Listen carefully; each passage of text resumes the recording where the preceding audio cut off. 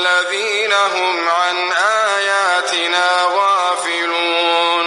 بشکا هغه د قیامت نه منکر کسان چې زموږ د ملاقات امید عقیده نه لري او په دنیایي ژوند راضي شوي دي او په دې ژوند مطمئن دي او هغه کسان چې دوی زموږ د آیاتونو نه غافلان دي.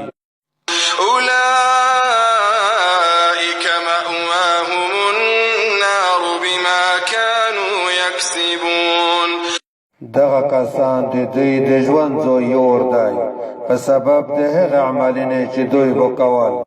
إن الذين آمنوا وعملوا الصالحات يهديهم ربهم بإيمانهم تجري من تحتهم الأنهار في جنات النعيم. بشکه هغه کسان چې ایمان یې راوړی دی او نیک عملونه یې کړي دي د دوی رب دوی ته د خپل ایمان په سبب لارښودنه کوي د نعمتونو په باغونو کې به د دوی د لاندې نهرونه بهیږي. دعواهم فيها سبحانك اللهم وتحيتهم فيها سلام وآخر دعواهم أن الحمد لله رب العالمين.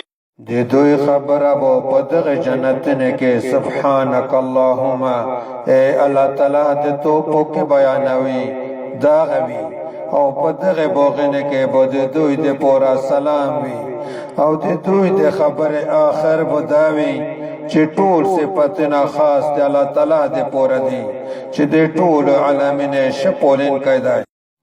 ولو يعجل الله للناس الشر استعجالهم بالخير لقضي إليهم أجلهم فنذر الذين لا يرجون لقاءنا في طغيانهم يعمهون.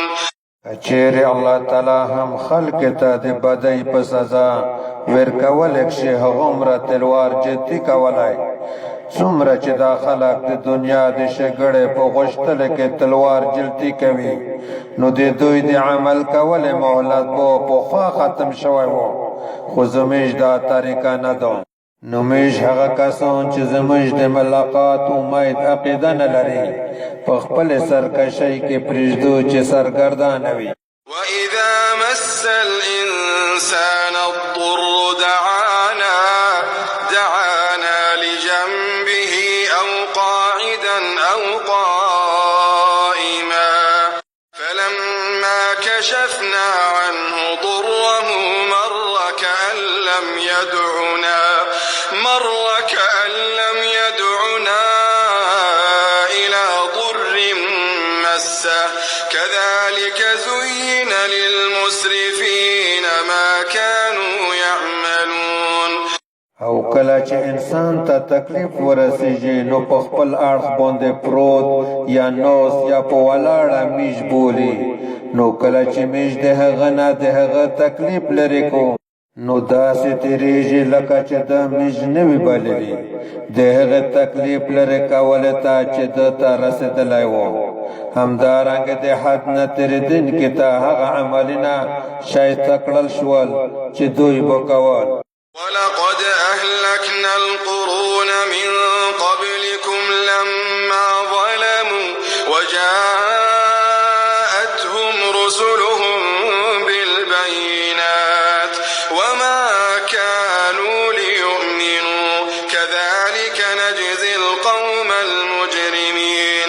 او یقینا د توسنا مخک قرننا مخک خلق میش هلاک کړل کله چې هغه ظلم وکړ او هغه ته خپل رسولان ښکارا معجزې راوړې او هغه د سره داس نوي چې ایمان راوړوي همدارنګه میش مجرم خلق ته سزا ورکوي.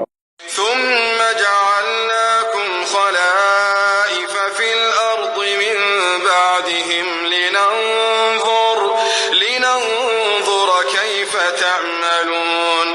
یا میش د هغې نه وروسته توسې ته په مځکه کې خلافت د نوست زوی جوړ کړی د دې دپاره چې میش وګورو توسې څنګه عمل کوئ